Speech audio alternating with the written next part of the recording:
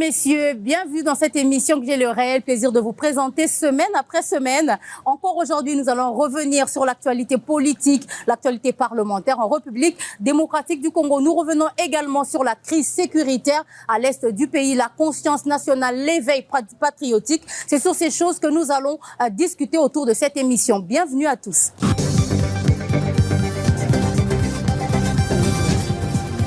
Mesdames, Messieurs, j'ai le réel plaisir aujourd'hui de recevoir un élu des élus, le sénateur Clément Mouya Mouboyaï. Avec lui, nous revenons sur ses vacances parlementaires dans la province du Kasaï, plus précisément dans le territoire d'Ilebo, mais nous revenons aussi avec lui sur la crise sécuritaire qui sévit et la mobilisation générale qui se fait aujourd'hui au travers de la jeunesse. Mesdames, Messieurs, je vous prie de suivre.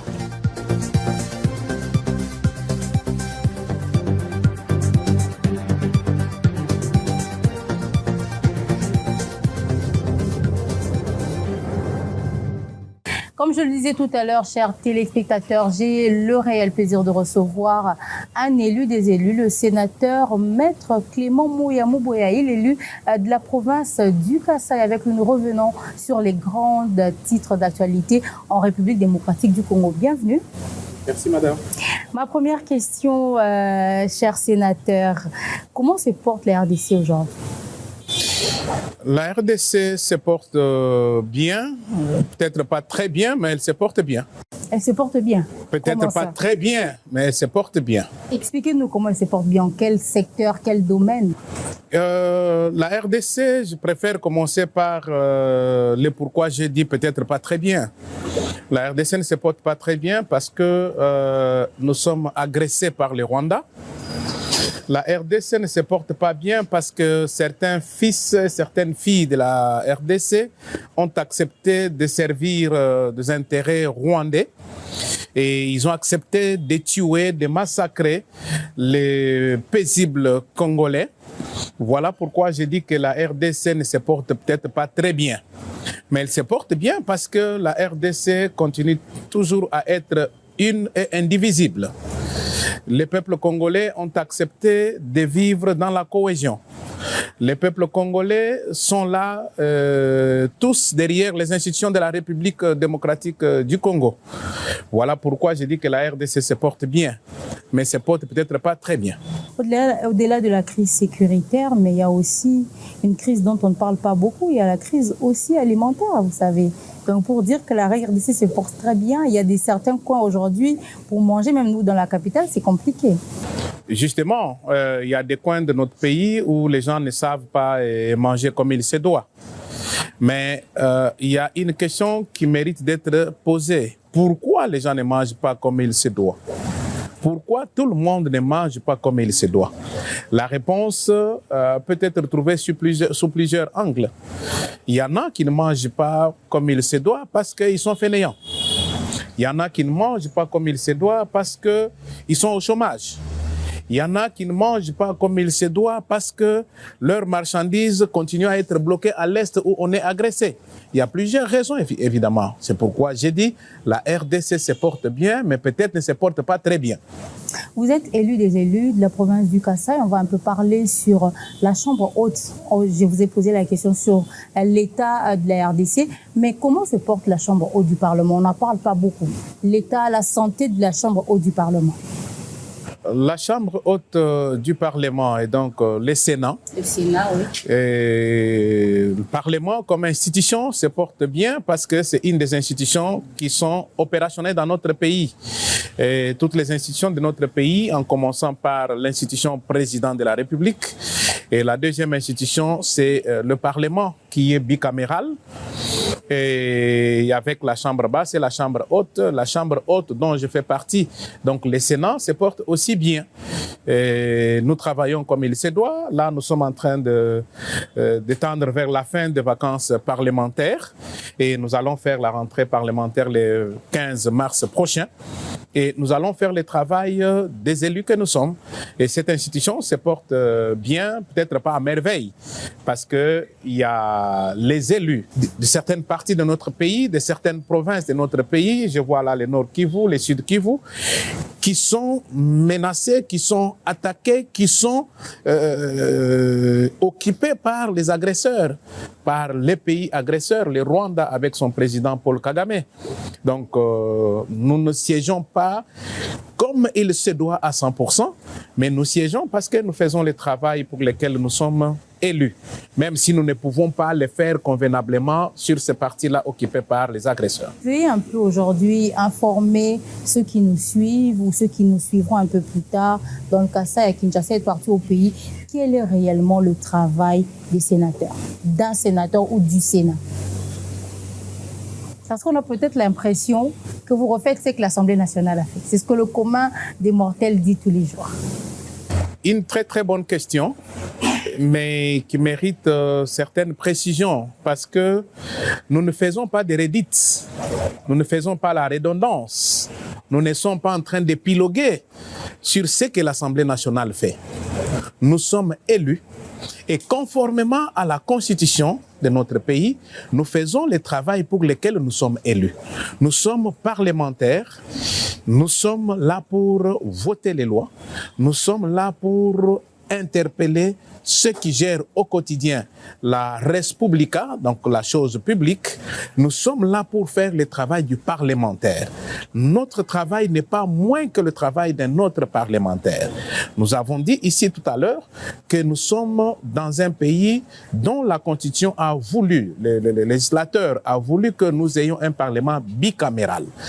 Quand les lois sont votées à l'Assemblée nationale, elles sont envoyées, c'est encore les projets ou propositions qui sont envoyés au Sénat pour une seconde lecture. Le Sénat est là pour parfaire. Le Sénat est là pour faire une seconde lecture. Le Sénat est là pour améliorer là où il faut améliorer. Je ne dis pas là que ce qui est fait à l'Assemblée nationale n'est pas bien fait. Mais nous faisons une seconde lecture conformément aux lois de la République. Et donc, le sénateur est là pour faire ce travail-là, lui confié par les législateurs, donc le peuple congolais, par la Constitution, parce que nous sommes là pour voter des lois qui sont très bien fignolées. Et pas plus qu'aujourd'hui. J'ai reçu la question d'un auditeur de Top Congo qui demandait qu'est-ce que le Sénat a déjà fait comme action dans notre pays. On doit savoir qu'est-ce que le Sénat a déjà fait, initié de manière personnelle au-delà de l'Assemblée nationale. Non, initié de manière personnelle, il y a des lois. Il n'est pas dit que la loi doit provenir seulement de l'Assemblée nationale. Une proposition de loi ou un projet de loi ne peut pas commencer seulement à l'Assemblée nationale. Ça peut commencer au Sénat, tout comme ça peut commencer à l'Assemblée nationale. Et l'action qui est restée dans les mémoires des Congolais, je l'ai dit ce matin, c'est lorsque, en 2017, le président Kengo Adondo, président du Sénat, le professeur Aubin Minaku, président de l'Assemblée nationale, une proposition de modification au projet de modification de loi électorale a été déposée à l'Assemblée nationale. Exactement. Et cela a été voté comme tel à l'Assemblée nationale, mais ça a été envoyé au Sénat pour une seconde lecture. La population s'est soulevée. Qui prévoyait le recensement obligatoire avant les élections. Exactement. La population s'est soulevée. L'opposition de l'époque s'était soulevée. La communauté tant nationale qu'internationale était debout pour que cette disposition qui était passée à l'Assemblée nationale ne le soit pas au Sénat. Parce que en 2017, il faut le rappeler, nous étions à l'approche des élections pour le deuxième et dernier mandat du président Kabila, qui était à la fin de son dernier mandat. Obliger les recensements avant de procéder à l'élection ou aux opérations électorales, cela entraînerait un rallongement du mandat du président de la République qui touchait déjà à sa fin. Le Sénat a sauvé la nation. Le Sénat a bloqué l'embrasement, je veux dire, le Sénat a bloqué les soulèvements populaires en élaguant cette disposition qui était déjà passée à l'Assemblée nationale. Très bien. Et le Sénat a sauvé le pays qui, jusqu'à aujourd'hui, continue à garder ce cycle électoral tel que prévu par la Constitution. Nous allons revenir un peu sur la visite du président de la République. Ça s'est passé au mois de décembre. Fin décembre, le président de la République, Félix-Antoine Tshisekedi, a fait le tour du Grand Kasaï. Et vous, en tant qu'élu du Kasaï, vous l'avez attendu à Tshikapa. Que retenir un peu aujourd'hui de cette visite du président de la République? Le président de la République a passé une bonne période de festivités de fin de l'année 2024 à l'espace Kasaï. Et dans l'espace Kasaï, le président de la République était à Kananga, il était à Mbujimaï, il est venu à Tshikapa. Tshikapa comme chef-lieu de la province du Kasaï, dont je suis sénateur. Bon, je suis élu sénateur. Et le président de la République avait choisi cette ville de Tshikapa pour y consacrer 2 jours. Il est venu, il a passé nuit à Tshikapa et le lendemain, il est rentré. Il a voulu communier avec la population kassaïenne. Il est venu remercier la population kassaïenne qui l'avait voté massivement pour son 2e mandat. Le président de la République est venu, il s'est entretenu avec nous. Nous, kassaïens, il a procédé même au jeu de questions-réponses. Il n'est pas venu tenir un discours d'évangile où les gens ont dit Amen et sont partis. Mais il a parlé, il a remercié les Kassaïens, il a donné des orientations, il a donné des conseils aux Kassaïens pour qu'ils puissent abonder beaucoup plus dans l'entrepreneuriat. C'est un exemple que je donne parmi tant d'autres. Ces conseils là donnés par le président de la République ont permis aux Kassaïens de lui poser certaines questions. Il est venu se rendre compte, par exemple, de la gratuité de la maternité, la gratuité de l'enseignement et tant d'autres questions d'importance capitale. Il est venu, il s'est entretenu avec nous et nous avons été très émerveilleux de ce passage-là du président de la République qui a passé nuit avec nous et qui a voulu se rendre compte de la vie réelle du Kassaïen et pour voir qu'est-ce qui a été fait, qu'est-ce qui n'a pas été fait et qu'est-ce qui doit être fait, qu'est-ce qui doit être amélioré. A-t-il rencontré de manière personnelle les élus provinciaux ou vous a-t-il rencontré de manière personnelle? Je peux dire oui, parce que le président de la République a reçu tous les députés provinciaux qui étaient là. Les députés provinciaux issus ou qui siègent à l'Assemblée provinciale du Kasaï, le président de la République les a reçus tous. En ce qui concerne les élus des élus, je suis heureux, je ne vais pas parler de moi-même, mais parce que c'est une question qui est posée, je dois répondre. Je suis heureux d'être le seul qui avait été reçu par le président de la République comme élu des élus. Et nous nous sommes entretenus pendant près de 30 minutes. Et pendant ce temps, nous avons parlé des questions importantes de l'espace Kasaï et principalement du Kasaï comme province. Nous avions parlé en ce moment-là du désenclavement de la province sur la route nationale qui part de Kinshasa et qui passe par Mapangu, Ilebo, Malumalu et qui va jusqu'à Mweka, Kananga et j'en passe. Nous avons parlé de la route provinciale qui passe par les différents territoires de la province du Kasaï. Nous avons parlé du port d'Ilebo qui est dans un état de délabrement.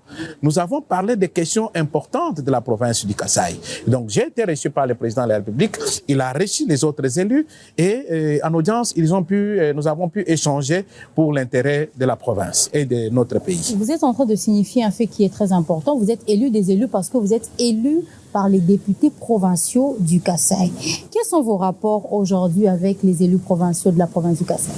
Parce que vous savez, généralement, après que le sénateur soit élu, il n'a plus de très bons rapports avec ceux qui l'ont élu. J'aurais bien voulu que cette question soit posée aux députés provinciaux en ce qui me concerne. Je suis en contact permanent, en rencontre permanente avec les députés provinciaux.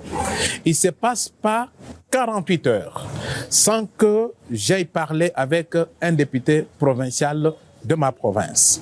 Donc, je suis en parfaite harmonie avec les députés provinciaux du Kasaï, non seulement ceux qui avaient voté pour moi, mais même ceux qui n'ont pas voté pour moi, je suis en contact permanent avec eux.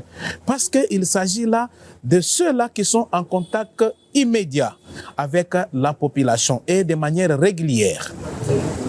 Parce que les problèmes de la population peuvent nous être adressés directement, tout comme ça peut passer par des députés provinciaux qui, à leur tour, s'adressent aussi à nous pour que nous fassions des lobbying. Donc, mes contacts, mes relations avec les députés provinciaux sont au beau fixe. Très bien. Alors, il y a des voix qui se lèvent, vous êtes sans le savoir, qui appellent à ce que les assemblées provinciales, le Sénat, soit disloqué ou soit retiré carrément de la Constitution parce que trop budgétivore. C'est votre avis? Ce n'est pas mon avis. Ce n'est pas mon avis parce que les législateurs qui avaient voulu de la décentralisation, qui avaient voulu de la création des assemblées provinciales, des gouvernements provinciaux, n'avaient pas tort. Aujourd'hui, si on demande à ce qu'on puisse supprimer les assemblées provinciales, le Sénat, qui va contrôler les gouvernements provinciaux ou les différents gouvernements provinciaux? J'étudiais à l'université de Kinshasa. J'avais un professeur qui s'appelle le professeur Luamba Katansi. Il posait toujours une question: qui gardera les gardiens? Nous avons des gouvernements provinciaux qui travaillent, mais ils ne doivent pas travailler dans un libertinage. Mais vous êtes sans savoir que le gouvernement provincial tombe régulièrement à cause des assemblées provinciales. L'année passée, à la précédente législature, sur plusieurs provinces, le gouverneur avait été déchu dans plusieurs provinces. Il y avait quand même un désordre, ou bien on avait l'impression que les gouvernements, en fait, les assemblées provinciales étaient en train de rendre des comptes au gouverneur. Si vous m'aviez laissé terminer, je crois que vous auriez trouvé la réponse à votre deuxième question. Je disais que les gouvernements provinciaux ne doivent pas travailler en électrons libres. Ils ne doivent pas travailler dans un libertinage sans contrôle. Voilà la raison d'être des assemblées provinciales. Il faut que celui qui travaille, qui gère la chose publique, puisse avoir des limites ou qu'il y ait des mécanismes de contrôle du travail qu'il est en train de faire. Travail pour lequel il est au gouvernement. Il y a la décentralisation, la séparation des pouvoirs. Ne doit pas être seulement au niveau central, mais il faut qu'il y en ait aussi au niveau provincial. Quand un gouverneur travaille, il doit savoir que s'il dérape, il a les députés provinciaux ou l'Assemblée provinciale qui est en train de le surveiller et de contrôler son travail. Le ministre provincial qui travaille doit savoir que s'il ne travaille pas bien, il doit être interpellé à l'Assemblée provinciale. Voilà pourquoi moi je ne suis pas d'accord que les assemblées provinciales soient supprimées. Et le Sénat, ils doivent rester. Il en va de soi. Mais on a l'impression, comme je disais, qu'on rend des comptes finalement au gouvernement provincial. N'oubliez pas, nous sommes à Kinshasa, vous avez vu tout ce qu'il y avait comme épisode entre notre président de l'Assemblée provinciale passée, Godin Poyi, ainsi que Ngobila, le gouverneur. C'était finalement une petite guéguerre entre les deux et ça s'est passé dans plusieurs provinces. Vous n'avez pas tort, mais je pense que les leçons du passé nous ont servi au présent. Dites-moi, depuis que cette législature a commencé, combien de gouvernements provinciaux ont été déchus? Combien de gouverneurs ont été déchus? Je pense que les erreurs du passé sont en train de nous servir aujourd'hui pour que chacun puisse travailler comme il se doit et faire son travail. On n'est pas là dans une guerre entre les assemblées provinciales et les gouvernements provinciaux ou bien les gouverneurs. Mais nous sommes en train de faire, chacun fait son travail pour l'intérêt de la population, pour l'intérêt de notre pays, pour l'intérêt de chaque province. Puisqu'on parle des gouvernements provinciaux, quels sont vos rapports personnels avec le gouvernement provincial de votre province, le Kasaï? Je suis une fois de plus heureux de dire que l'exécutif provincial est en parfaite harmonie avec nous. en commençant par son Excellence, Monsieur le Gouverneur de province, Maître Crispin Mukendi, qui est un frère, un confrère, un ami, un combattant de lutte de longue date et que j'apprécie beaucoup et dont j'apprécie les actes pour l'intérêt de notre province. Et donc, chaque semaine, nous parlons de l'intérêt de notre province avec lui, avec certains ministres provinciaux, avec ceux qui gèrent au quotidien notre province du Kasaï. Et donc, nous sommes en parfaite harmonie. Après le démembrement des provinces, aujourd'hui à la province du Kasaï, comment est-ce que finalement la province du Kasaï arrive à s'en sortir de ce démembrement? Le Kasaï, c'est une province nouvellement créée ou démembrée. Elle est en train de prendre son pied, elle est en train de prendre son élan, dans ce sens que avant, les Kasaï n'avaient pas d'infrastructure qui répondait ou qui pouvait répondre à la vie d'une province comme telle.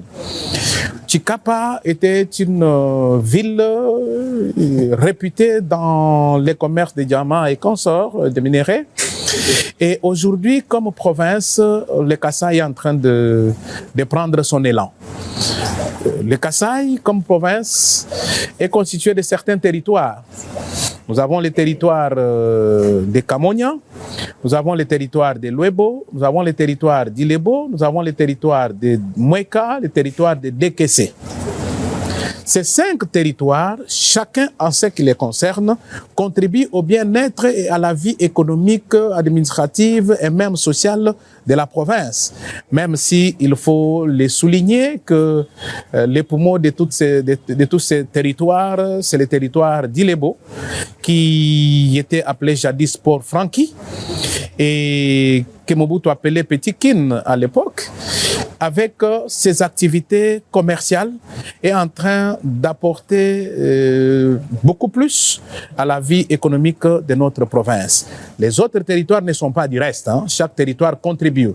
Mais il faut dire que la province du Kasaï, comme telle, est en train de prendre son élan.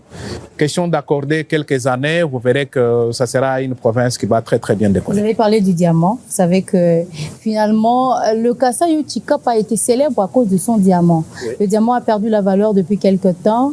Qu'est-ce qu'il faut faire selon vous pour accroître les recettes provinciales? Très très bonne question. Les recettes au niveau de la province du Kasaï ne devraient pas et ne doivent pas être focalisées sur les plans des minéraux. Les minéraux s'épuisent, les minéraux se terminent. Nous devons beaucoup plus aller vers l'agriculture. Nous devons aller dans d'autres domaines, dans l'entrepreneuriat, dans l'agriculture et d'autres domaines qui sont importants. Il y a des pays entiers qui n'ont pas de minéraux, qui n'ont pas d'endroit pour cultiver, mais qui vivent avec certaines autres stratégies. Aujourd'hui, je vous ai dit tout à l'heure, quand le président de la République est arrivé à Chikapa, il a encouragé le peuple kassaïen à pouvoir travailler dans l'entrepreneuriat.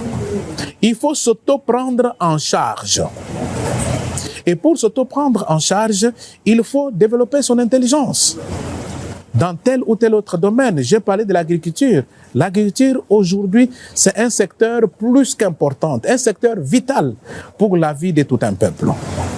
L'entrepreneuriat, aujourd'hui, chacun peut créer ce qu'il peut créer. Il faut obtenir des financements. Le président de la République a parlé de créer des millionnaires congolais. Mais c'est dans l'entrepreneuriat qu'on peut avoir des millionnaires congolais. L'entrepreneuriat va même dans l'agriculture dont j'ai parlé tout à l'heure. Donc, pour ne pas épiloguer, je crois qu'on ne doit pas se focaliser sur le minerai. Il faut abonder dans d'autres domaines, notamment et principalement dans l'agriculture. Et ce n'est pas seulement question pour la province du Kasaï, hein, mais les autres provinces dans lesquelles les minéraux sont en train de faire rage.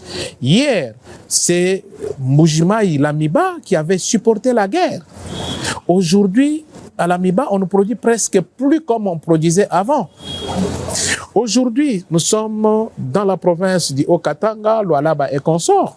Les minéraux sont en train de faire rage. Mais il faut savoir que ces minéraux vont s'épuiser demain. Il ne faut pas se focaliser seulement sur les minéraux. Il faut changer aussi de stratégie et trouver d'autres domaines parallèles. Nous sommes en pleine crise sécuritaire, je l'ai dit à l'annonce, où un peu la cohésion nationale est bousculée de manière interne et externe. Quel est votre ressenti par rapport à cela? Écoutez, madame, quand le pays est menacé, quand le pays est attaqué, quand le pays est agressé, il n'y a pas de conditions, sinon de conditionnalité. Sinon, il faut que tout le monde se range derrière les institutions de la République pour sauver, pour défendre le territoire national. La cohésion, c'est la priorité des priorités. La défense du territoire national, c'est l'impératif.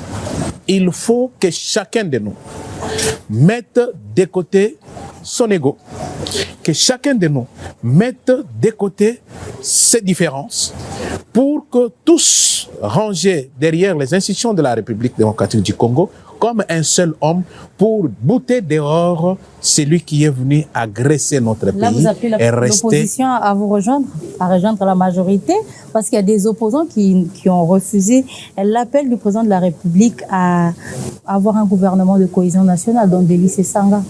Non, non, non. Moi, je ne suis pas en train de parler d'individus ici. Je suis en train de parler de l'intérêt national. Qu'il soit Délice Sanga, qu'il soit Martin Fayoulou, qu'il soit Moïse Katumbi, qu'il soit je ne sais qui, tous, nous avons un intérêt majeur. C'est la défense de l'intégrité territoriale. Personne ne peut se dire aujourd'hui que parce qu'il est opposant au régime actuel, à notre régime, je vais le dire, c'est ça mon identité. Personne ne peut se dire que parce qu'il est opposant à notre régime, il doit faire cavalier seul et ne pas rester dans la cohésion nationale parce qu'il est dans l'opposition. J'ai suivi Martin Fayoulou, j'ai suivi Délice Sanga. Personne n'est opposé à la cohésion nationale. Personne n'est opposé. Et tout le monde est d'accord qu'il faut défendre l'intégrité territoriale de la RDC. Les intérêts politiques, ça c'est autre chose. Mais ici, nous parlons de notre pays qui est agressé par le Rwanda. Celui qui ne veut pas de la cohésion nationale, celui qui ne veut pas de la défense de l'intégrité territoriale est contre le peuple congolais. On ne peut pas aujourd'hui se dire politicien, défendre l'intégrité territoriale et être opposé à la cohésion nationale. Tous sommes d'accord pour la cohésion nationale. Un dernier mot pour cette partie sécuritaire avant que nous puissions aborder d'autres questions pour la deuxième partie. Est-ce que finalement aujourd'hui vous sentez l'éveil patriotique, la fibre patriotique vibrer dans les cœurs pour les Congolais? Je réponds par oui et je vais motiver ça par un exemple typique palpable. Le 7 février dernier, j'étais en vacances parlementaires à Ilebo. Je suis arrivé, j'avais initié et quand je suis arrivé, cela a été fait, une marche de soutien aux institutions de la République, au président de la République, au FARDC et au Wazalendo, à la défense de l'intégrité territoriale. Et je peux me permettre de dire que le soleil s'était arrêté à Ilebo pour que l'on puisse manifester cette volonté-là et montrer à la face du monde et de la République que tous nous sommes derrière les institutions de la République. Et lorsque j'ai tenu mon discours, j'ai appelé les jeunes. On est le 7 février. J'ai appelé les jeunes à se faire enrôler dans l'armée. Aujourd'hui que je vous parle, madame, un premier groupe de plus de 50 jeunes sont déjà rendus au chef-lieu de la province du Kasaï, qui est Tshikapa. J'ai parlé avec l'administrateur du territoire d'Ilebo hier. Il m'a dit que jusqu'hier, il y avait déjà 120 autres enrôlés qui attendent d'être acheminés à Chikapa pour aller suivre la formation militaire et défendre l'intégrité de notre territoire. Aujourd'hui, c'est pour dire que l'éveil patriotique est une réalité. Je l'ai fait à Ilebo. Il y en a qui l'ont fait ailleurs. Et il y en a qui continuent de le faire. Moi, je l'ai fait dans l'un des territoires de mon espace qui est le Kasaï, la province du Kasaï. Il y en a qui l'ont fait dans le Bandundu, à l'Équateur, le Grand Équateur, les Grands Bandundu, à Mbujimaï, à Kananga, à Mweneditu. Il y en a au Grand Katanga, le président du Sénat, je l'ai suivi hier, aussi au Grand Katanga et au Katanga. Et chacun est en train de réveiller le peuple congolais. Parce que nous devons cesser avec tout ce qu'il y a comme distraction. L'ennemi sait que pour avoir les Congolais, il faut créer des petites distractions. Il faut amener des guerres. Il faut amener ceci, cela. Mais aujourd'hui, nous ne sommes pas distraits. Nous sommes tous debout comme un seul homme derrière les institutions de la République, en commençant par la première institution qui est le président de la République, pour que nous défendions notre pays et que nous restions unis. Le Congo, la RDC doit demeurer une et indivisible. Très bien, ça sera le dernier mot pour cette première partie. Le Congo doit rester une et indivisible. Il faudrait absolument que cette fibre patriotique puisse régner, revenir dans nos cœurs. Nous allons continuer cette émission avec d'autres sujets d'actualité.